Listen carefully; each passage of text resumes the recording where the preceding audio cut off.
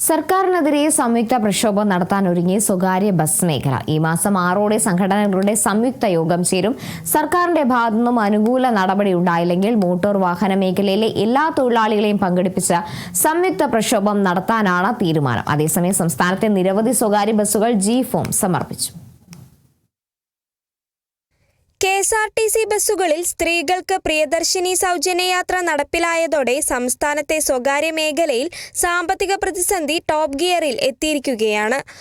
ആവശ്യത്തിന് യാത്രക്കാരില്ലാതെ വന്നതോടെ ഡീസൽ കാശിനുള്ള പണം പോലും ലഭിക്കാതെ വന്നിരിക്കുകയാണ്. ഏത് നിമിഷവും തകർച്ചയുടെ വക്കിലാണ് ബസ് ഉടമകൾ എത്തി നിൽക്കുന്നത്.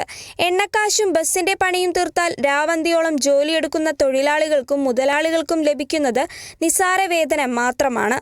സ്വകാര്യ ബസ്സുകളിൽ യാത്ര ചെയ്തിരുന്ന സ്ത്രീ യാത്രക്കാരുടെ എണ്ണം ക്രമാതീതമായി കുറഞ്ഞതാണ് പ്രതിസന്ധിക്ക് കാരണം.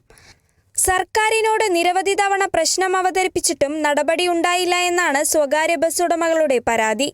ശാശ്വത പരിഹാരമല്ലെന്ന് അറിഞ്ഞിട്ടും ട്രിപ്പുകളുടെ എണ്ണം കുറച്ച് താൽക്കാലികമായി പ്രതിസന്ധി പരിഹരിക്കാനാണ് ബസ് ഉടമകളുടെ തയ്യാറെടുപ്പ്. അതേസമയം സംസ്ഥാനത്തൊട്ടാകെ സ്വകാര്യ ബസ്സുകൾ G-ഫോമുകൾ സമർപ്പിച്ചുകൊണ്ടിരിക്കുകയാണ്. സർവീസ് താൽക്കാലികമായി നിർത്തുകയാണ് എന്ന് ഗതാഗത വകുപ്പിനെ അറിയിക്കുന്ന സംവിധാനമാണ് G-ഫോം. 6 നടക്കുന്ന സംയുക്ത യോഗത്തിലും സർക്കാരിന്റെ ഭാഗത്തുനിന്നും അനുയോജ്യമായ നടപടി ഉണ്ടായില്ലെങ്കിൽ ശക്തമായ പ്രതിഷേധത്തിനാണ് സ്വകാര്യ ബസ് മേഖല ഒരുങ്ങുന്നത്. Kerala vision news, Thrissur. മായം കലരാത്ത സ്നേഹം, മനം നിറഞ്ഞ ആരോഗ്യം.